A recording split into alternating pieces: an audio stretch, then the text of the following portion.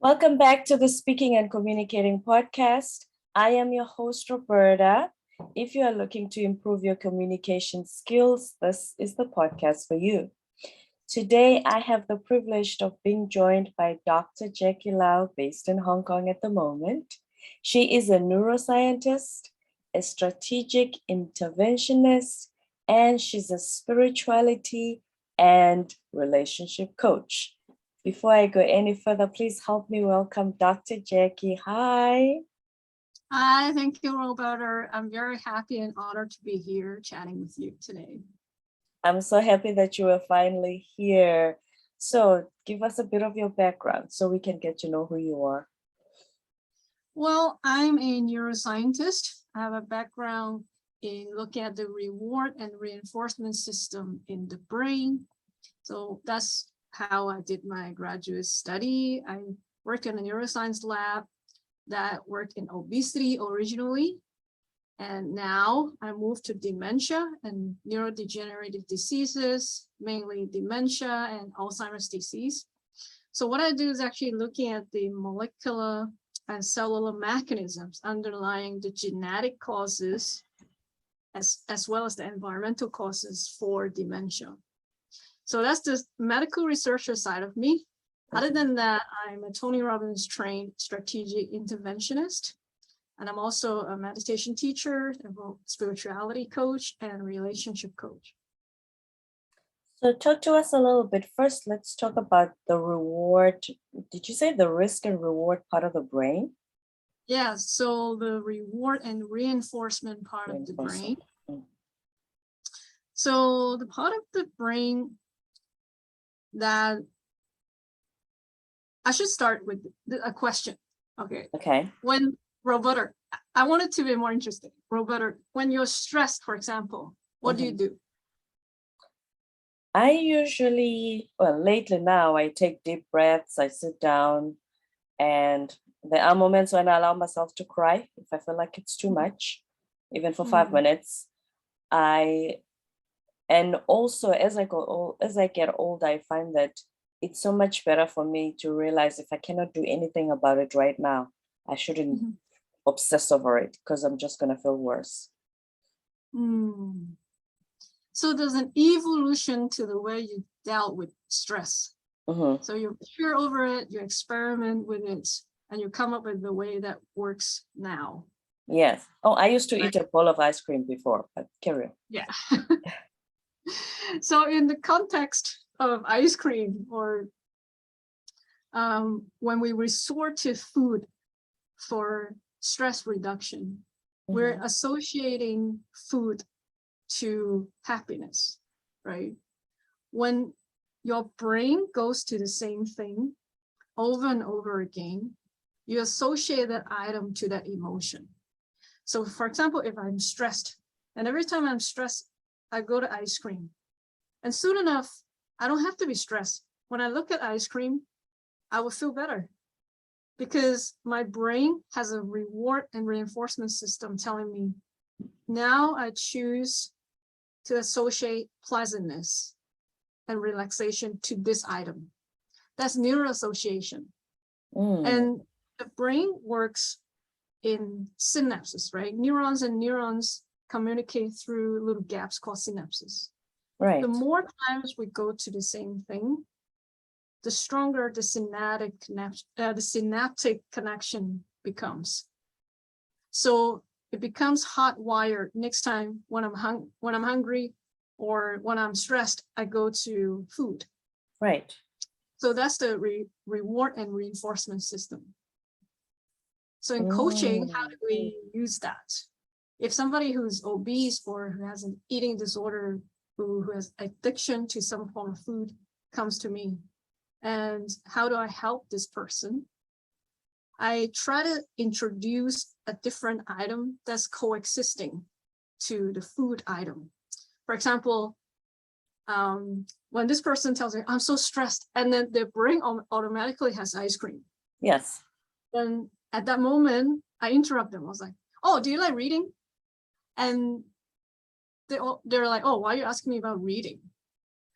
at that moment, I actually introduced concept of breathing to them subconsciously. And their subconscious mind, next time when they feel the emotion of stress, they actually think of not just ice cream, but also reading. Now they have two options rather than one to relieve their stress level. So when the reward changes, but your brain still wants the reward or wants the way to deal with the stress. Exactly, because we always go for what we feel pleasant with. We try to avoid pain. So whatever we choose, that will be the reward we associate the feeling of pleasantness with. And that circuit in our brain gets reinforced and strengthened. So be careful. What is important for us to be careful what we're thinking every day, because if we're thinking about the government or haven't paid my tax or all the things we associate stress with, then it becomes stronger and stronger in a loop of repetition. So you say you're working on Alzheimer's and dementia research. Do you find that, first of all, we've always associated those diseases with people who are much older, like retirement age? Is that still the case? Actually, in America, now it used to be 1 in 6. Now I believe it could be 1 in 4. 1 in 4 or 5 Americans about the age of 65 have dementia, some form of dementia, including Alzheimer's disease. So it is much more prevalent in older people. At the same time, there's something called familial Alzheimer's disease or early stage. That's genetic. If there's a family member that has a mutation in a certain gene, or called APPPS1 gene, then you might have a higher risk of developing Alzheimer's or dementia. Okay, so if you do develop it in the later years, it's usually genetic. Yeah, at an early age is usually genetic because it's usually in older people. Right. And those who develop it in their younger years, is there something specific that happened, or is there a way that they made choices that led to that in the later years? If it's a genetic-based diagnosis, is usually they were born with it. You know, they have a predisposition to that. If there's a genetic mutation in one of their genes that are as Alzheimer's disease associated genes, then they were born with it. It just hadn't happened until they come to an older age, it's like 50. Then symptoms start to happen. Actually, there's certain pathophysiological changes in the body. It could happen 20 years before the symptoms of Alzheimer's happen. So there's something called some proteins, we call it, just for ease of communication, the bad proteins. It's called the A beta protein in the brain. They can start accumulating in your brain or in my brain 20 years before the symptoms of dementia appear. Okay, so it's not something specifically you ate over the years or situations you found yourself in. Yeah, usually for the genetic case, it is determined by birth, right? At birth. Okay. For the cases where you develop that as we go through degeneration in the nervous system, those ones, they're actually due to aging, obviously. Right. And we can actually prevent that.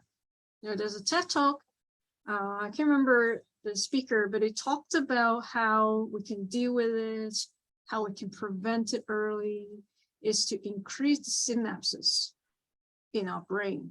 So as we age, the synapses in our brain start deteriorating. And a lot of people think is irreversible. but actually new research shows that they can actually be regenerated.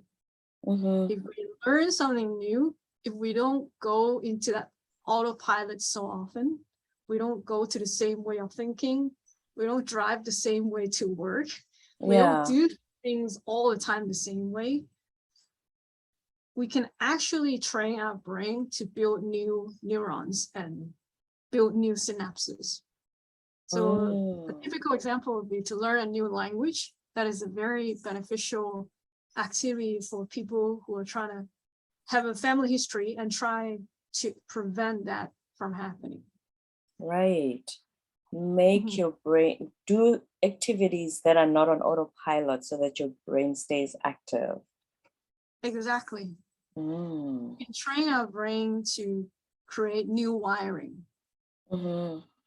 Because even you and I, we're rather young, and even for us, this neuronal degeneration happening all the time, this turnover of certain cells. Even for us, we can speed up the building of the synapses. So the generation of the new synapses would be accelerated and be quicker than the degeneration of the old synapses. Right. Yeah. Okay. And then what made you decide to become a strategic interventionist? I think for all of us coaches, we came onto this path, for a lot of us, not by decision, it's not by choice, it's really by chance. Do you agree? Like, for some of us, I do feel that way for sure. Yeah. I think it for a lot of us is something we just stumble on, and I feel like with coaching, the role calls for us, not that we call for the role. And for me, I left home. I went to Australia very young when I was 18, and I was alone doing a lot of things. Sometimes I didn't feel supported, because if your family's around you, I'm sure you understand, the people who are supposed to care about you, right? No matter what you do, how you are, they're there. And when I was in Australia, I had a lot of really great friends, but sometimes when I'm sick or something, I feel like, okay, I'm at home alone and I have to cook for myself. And I really realized care is something we earn from people. Nobody's supposed to care about you. Like you have to care about people first, so you can build that social network of care together. And when I realized that, I wanted to go to an environment where I feel really supported by a lot of people. So I went to a Tony Robbins event, right? Wow. 7,000 Good people. choice. Yeah. Yeah, I was like, oh my God, there's 7,000 people. Ecstatic moment, right? And after that, I was introduced to so many concepts, ideas, ways to look at the human behavior that I didn't think was possible. And after that, I picked up all Tony Robbins books and programs and all the materials I could be exposed to improve myself. And I built a Facebook group just to share this knowledge. And as time goes on, I started talking to a few of the people in the group, and they told me that they found a lot of value talking to me, and why didn't I become a professional coach? And that's when I started doing the certificate program and go to all these trainings. And of course, coaching is a live experience. You can't just study it, right? And yeah, exactly. So I started talking to a lot of people just randomly, and I did some voluntary work just to talk to different people who obviously are going through some hardship. I worked in a refugee center. I remember cooking breakfast there once a week, and I talked to a lot of refugees in Australia at that time, and I learned so many things from them. And at that time, I realized, okay, this is my mission in life, just to reduce some sufferings for a few people. And that was 2014. I've been doing that ever since. Wow. So you're a strategic interventionist, meaning you step in and coach people when they go through hardships? Strategic intervention is just a fancy term for a school of intervention that combines modern psychology, hypnosis, NLP, therapy, a lot of different strategies together to elevate. It's almost like a high-level subconscious mind intervention. Mm-hmm. Yeah. Yes, because that's where everything lies. We think we make choices every day, but we don't. It's the subconscious mind that does. Exactly. So sometimes it's always good to communicate with the subconscious. Talking about our needs to ourselves all the time would be helpful. Like, oh, I'm very mad today at my boss. And sometimes I would ask myself, why am I so mad or frustrated? Is it anxiety or anger, or I feel misunderstood? What need am I trying to get from being mad? Can you relate to that, Roberta? Yeah, sometimes they call it a payoff. What is it feeding in you? What do you feel like you get out of that giving into being mad at that moment, so to speak? Is that what you're saying? Yeah, exactly. Like, why am I choosing to be mad?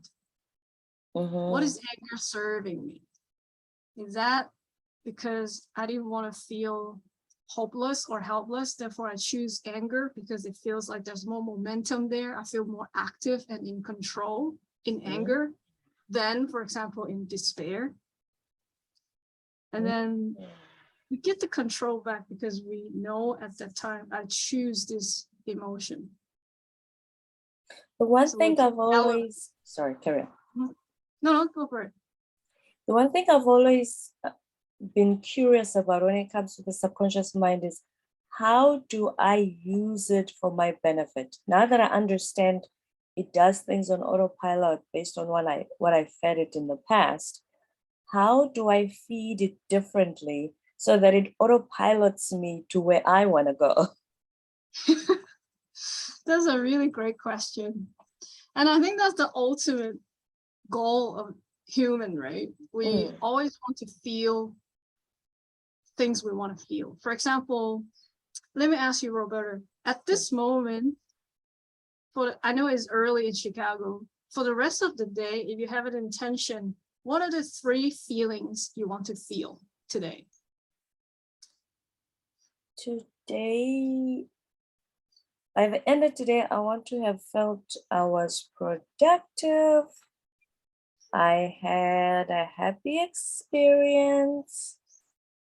And yeah, I want to feel like I contributed something to society somehow. That's great. So you want to feel productive, happiness, and contribution. So today we're having this chat already early in the morning. You have an idea or an intention how you want to feel for the rest of the day. So actually that's in your subconscious. You don't know that we actually set an intention the moment we wake up in the morning. We have an intention to feel these 3 things, but you only verbalize it when I asked you, but you actually already have that at the back of your mind. That's your subconscious. And as we go on with the day, we start putting things in basket.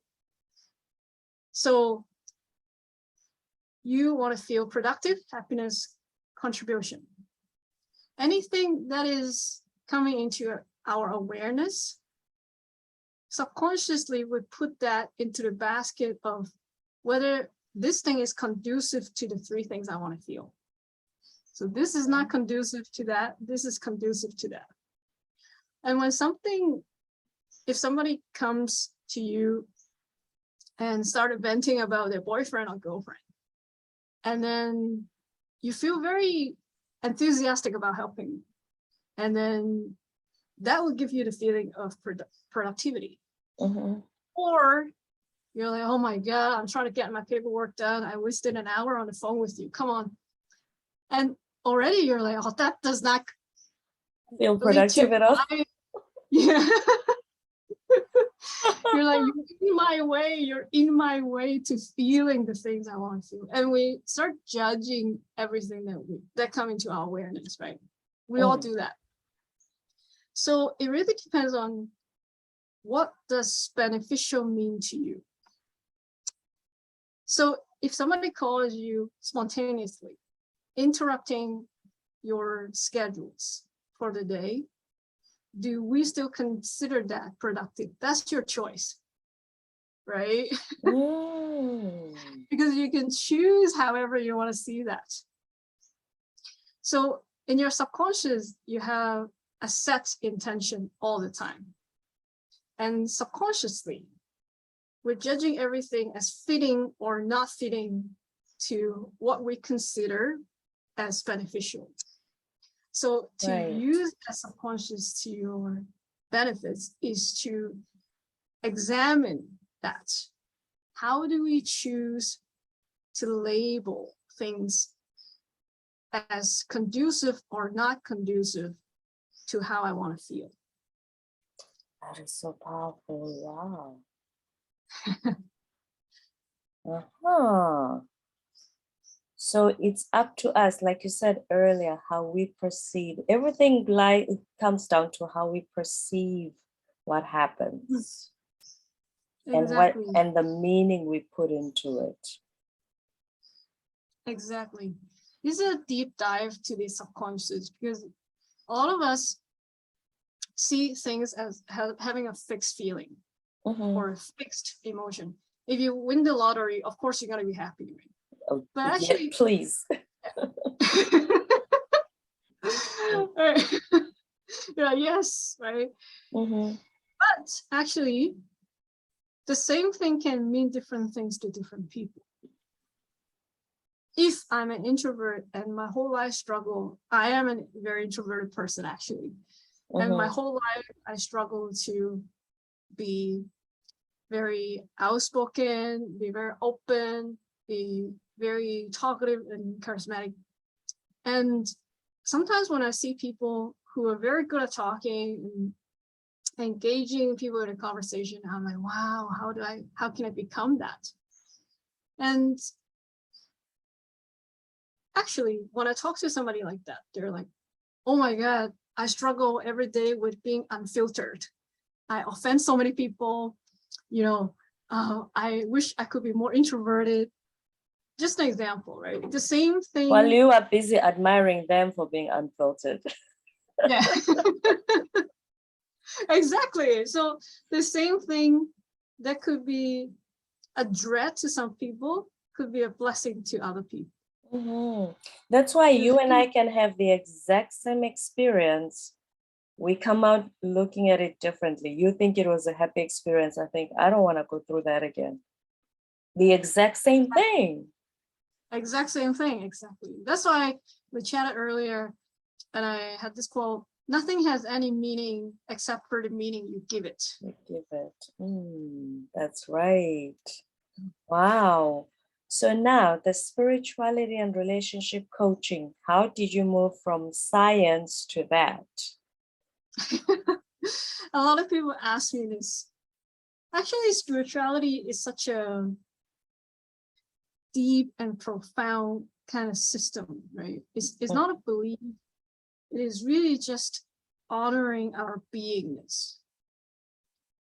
To think of everything as one is, for example, a lot of people have this preconception what spirituality or meditation or mindfulness is about, that they associate according to University of Leiden in the Netherlands, there's a course called Demystifying Mindfulness.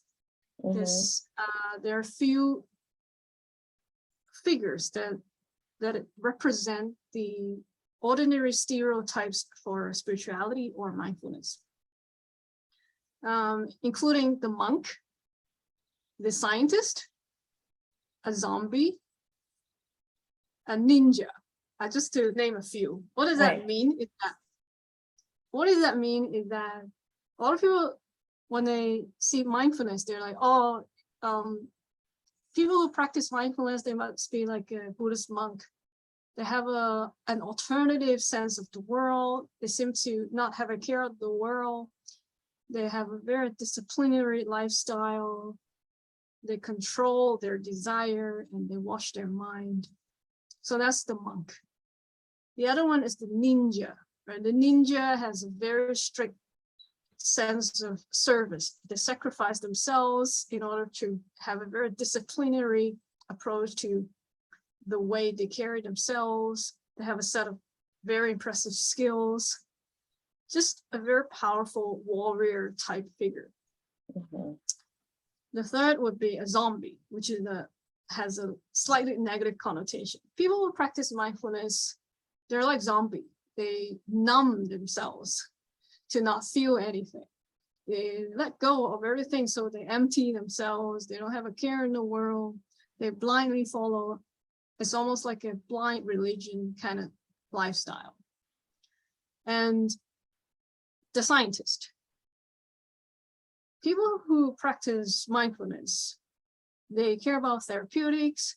They have a creative approach, a new age kind of lifestyle, a new age kind of approach to look at the mind. They look at people's aura as a vibrational energy field, which can be explained by quantum physics. You know, so give you an idea of the current preconception or misconception of spirituality. So those 4 little cartoons or figures, they represent our current preconception of spirituality or what mindfulness is about. So why did I talk about these things? Because I want to introduce that mindfulness is actually not such a esoteric or mysterious kind of thing. It is actually a very practical way to honor our beingness. The reason why I got into it is because when I practice a lot of the strategic intervention, I found myself very judgmental. It's almost like when I see somebody, I immediately identify certain traits. Like if they tell me, oh, I can't get up 5 a.m. to run, and I would just label that, oh, that's your limiting belief. You know, that's your limiting belief. It loves, we love talking about limiting beliefs these days, right? Or mindset. Mindset has become such a swear word. I remember I was talking to someone, they were trying to sell me something and I felt like I didn't need it. No, it's your mindset. Change your mindset. I'm like, oh, hold on a second. Everybody throws this mindset word just to manipulate these days. What is going on? Yeah, it's like mindset. Yeah. As soon as somebody doesn't do what you like, you throw the mindset word on them just to guilt them. Yeah, sorry, carry on. Yeah, so a lot of things, a lot of words nowadays become such a thing in itself. Mindset or limiting beliefs. And the reason why we say that's a limiting belief, obviously, underlie the label is a rejection, right? You never hear somebody say, that's your limiting belief. That's really great. You know? True. Yeah. Right. So we try to label something in order to get rid of it. But can we embrace that, right? If that's a limiting belief, then what, right? Okay, you tell me I have a limiting belief, then what? because we're judging it to start with. That's why we call somebody out of their limiting belief because we're judging them. That's right. Yeah. And then I realized, oh my God, I'm so judgy. And then I realized, okay, what is that in me that has the need to label people all day long? It's because I took myself as a role rather than a human. My role as a coach is to help people improve. And I started seeing my own self imposing my belief system on other people. And I was like, that's no good. It doesn't feel gentle to life. And that's how I started meditation. And I started to observe myself, observe my own need, and taking responsibility to everything I feel, honoring my own beingness. So that's spirituality, right? Basically just to honor the spirit within all of us. Because we're not just an accumulation of the mind and the body. We also have a spirit, which is immortal and infinite. Does it make sense? It does, yes, perfectly, yes. So yeah. So carry on. Yes, the spirituality. I'm really intrigued by the spirituality part, especially like you say, we are not even aware that we're judging other people when we do, because the meaning that we put into how they behave and what they say, even when we're coaching them, even us as coaches and coaches, that's why. The meaning that we put into it, we become judgmental, or we make them feel less than, whatever it is. Yeah, please do carry on. Yeah, exactly. So I introduced the idea of the monk and the scientist and the ninja and the zombie is to try to, through your podcast, to dissolve this preconception of what mindfulness or spirituality is about, because it is not something that only certain people can practice. It's actually, even a 5-year-old, you can just ask this person, you want to sit there and feel how you feel today? Just look at your mind for 5 minutes and communicate with the body, communicate with the mind, and get to know ourselves deeper. Yeah. Understand why you feel the way you do right now. Just take a moment to just be in it so you understand it. Exactly. I remember in Canada, I remember a podcast by a spiritual teacher called Michael Stone. There's a practice that I really love. He said, next time when you go to the store, look at the things you're about to buy, knowing that you can actually afford it easily, but withhold yourself from buying it, just to stand there for 5 minutes and observe that feeling of the desire. So how does desire feel like? Do I feel it in my chest? Do I feel it in my stomach? Do I feel tension anywhere? It's just to observe the feeling of wanting something. I think very few of us do that. The feeling of wanting. I thought about it. So that is a really great practice. So then how did you tie in the relationship coaching part? Because it sounds to me like mindfulness and spirituality is one thing. How did you then bring in the relationship coaching? I think relationship is not just with other people, it's with ourselves as well. There's a Chinese guy called Lao Tzu. He's a Chinese proverb, and he is a philosopher. And the Chinese proverb goes like, if there is peace in the nation, there must be peace in the home. If there is to be peace in the home, there must be peace in the heart. And I think everything that we use to relate to the world, the way we relate to our surroundings, is really based on our relationship with ourselves. So relationships with other people ultimately depend on the relationship with ourselves. Right. So for example, if there's a husband and wife, and the husband comes home, he had a bad day at work. Mm. And when he gets home, he didn't want to take it out on the wife. And he thought he was separating the two. And he was really trying not to take it out on the wife, his frustration at work.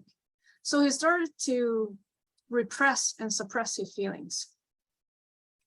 But the whole time he's thinking, my boss told me I had zero progress. So he just kept repeating that in his mind. And the wife comes to him, how's your day? And he's like, yeah, good. And the wife can kind of tell something's up. It's wrong. Yeah. And the husband thinks, oh, I am such a good husband. I'm not actually dumping stuff on my wife. And he thought that's doing the relationship good. But actually, whatever we suppress and repress within ourselves, the feelings come out in other forms, like mood swing, disconnection with other people, just other forms that other people can sense. So spirituality is really to understand, okay, let me observe my feelings. I am frustrated with my boss because I felt misunderstood. Why do I feel misunderstood? What need wasn't met today? Was it my need for significance, my need for contribution, my need for certainty with my employment? Okay, these three needs. Why do I have an illusion that my boss is responsible for my needs? I already give myself these needs because I am whole and enough. Then we no longer resort to the external circumstances to fulfill our needs. If we go back to the wife from this mindset, we actually can communicate after processing our emotions to the wife. We can communicate and share then, saying, oh, today I had a bad day at work. Such and such happened, but I already thought about it. It was my own sense of insecurity. So I just want to share with you. Then the wife was like, oh, you're actually communicating with me. I don't feel like you're dumping stuff on me, that you have taken responsibility for your feelings and you're just sharing with me. And it becomes a very harmonious kind of interaction. Because it took the time to understand himself first. Exactly. So spirituality comes in when we realize our beingness is not defined by our functions. Say that again. Our beingness does not have to be defined by our functions. And that's why when you introduce yourself, we always do, hi, I'm Roberta. I'm a podcast host.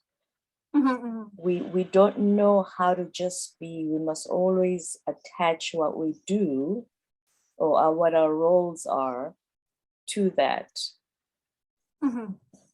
Exactly. It's like me, I'm a neuroscientist, strategic interventionist, all these things. And for me, it is not my identity. It is just some of the things that I spend some of my time doing. It's like I cook sometimes, I play the guitar sometimes, I dance sometimes, I coach people sometimes. So the role itself is just some of the things that I engage in. Not what defines you. Yes. It can be just something we enjoy doing without being attached or identified with. So spirituality is to understand our beingness and not be identified with what we're not. Because when we do that, when we lose that, if one day you're not a podcast host, if one day I'm not a neuroscientist, we start to be really confused. I was like, oh my God, who am I? That's why people go through identity crisis. Yeah. Yeah. Yeah. Because we attach that to who we are instead of just being, and knowing being is enough. Yes, exactly. So in South Africa, when sorry, I interrupt you. No, please carry on. You're the guest. Yeah, in South Africa, did you grow up in South Africa? Yes. Until I was 34. Yes. Wow. So from my very ignorant and humble understanding, it is a very spiritual place. So you share with me some of the idea about humanity. Would you like to share more? Yes. So I come from the Zulu tribe. South Africa has 9 African tribes. I come from the Zulu tribes. I don't know if you've heard of it, if you've heard of King Shaka Zulu. But basically, when you hear the word Ubuntu, I know it's now become a global phenomenon, but when you hear the word Ubuntu, that's a Zulu word meaning humanity. My culture is founded upon the principle of I am because you are. I am because you are, meaning if I hurt you, I'm hurting myself. If I do something kind for you, I'm doing something kind, I'm being kind to myself. So how I treat you, I don't see you as separate from me. That's why back in ancient Zulu culture, there was no crime, there was no, everybody, we don't even have terminology for step parent or half sibling or half that. Everybody's family. That's really beautiful. That reminds me of Australian Aboriginal people. They don't have concept of possession. They think everything is shared among everyone. All resources belong to everybody together. They don't have an idea of a bank account where this money belongs to me only. The land belongs to everybody, and we belong to the land, and all that we gather belong to everybody. There's no disconnect. Exactly. Yeah. So when you were talking about with the spirituality part and how everything is interconnected, that's what resonated with me. That's really great. I think the sense of separation is an illusion because science already looked at the electromagnetic and vibrational field of everybody. And Dr. Joe Dispenza talks about my favorite. Yeah, your favorite. I love him. Yes. Bring high coherence, right? He talks about. Yes. So yeah. Being nobody, no thing, no time, nowhere. I love that. Yes. Space consciousness, right? And he said, we all vibration, and we all actually emanating vibrational particles all around us all the time, up to like 1.5 feet, or 1.5 meters, right? He said that 1.5 meters. So we're actually sharing emotion to the person on a train that we don't know. We're actually affected, we're rippled to everybody. So there is literally, we are all one. We're all connected. So and we can tap into that and be cognizant of that knowledge all the time. We'll probably make very different choices in how we treat people, especially. Exactly. Without going into details, already Ukraine issue, all the things is already a sense of separation, kind of ego issue. When we bring that into a relationship, for example, if somebody comes to you, oh, I had a fight with my husband, I'm so angry. I would introduce the idea, what if there is anger between you? but nobody's angry. You know, because right, I am angry, he's so angry. Then we're sharing the feeling together, because it's inevitable. We're always sharing. So instead of blaming somebody to be showing certain things we don't like, oh, he's so angry at me, and I'm like, oh, okay, why don't you share that together? There is anger between you. How do you want to resolve? Yeah. Mm. This has been so informative, Jackie. There's so much that we unpacked today. But I want to thank you so much for your time. And before you go, please tell us all your social media handles so people know where to find you. Yes, thank you so much, Roberta. It has been a long time coming. Finally, we're chatting today. I'm so glad. It's been delightful. So you can find me, you can email me, just come visit my email, Dr. Jackie Lau Coaching. So DrJackieLau coaching@gmail.com. Mm-hmm. And you can find me on my website, Dr. Jackie Lau Coaching. And I'm not big on Instagram. I'm old school, so Facebook, Dr. Jackie Lau Coaching. And I'll be very happy and honored to connect with you. Thank you so much, Dr. Jackie Lau, the neuroscientist, strategic interventionist, and the spirituality and relationship coach. Thank you for being with us today. Thank you so much, Roberta.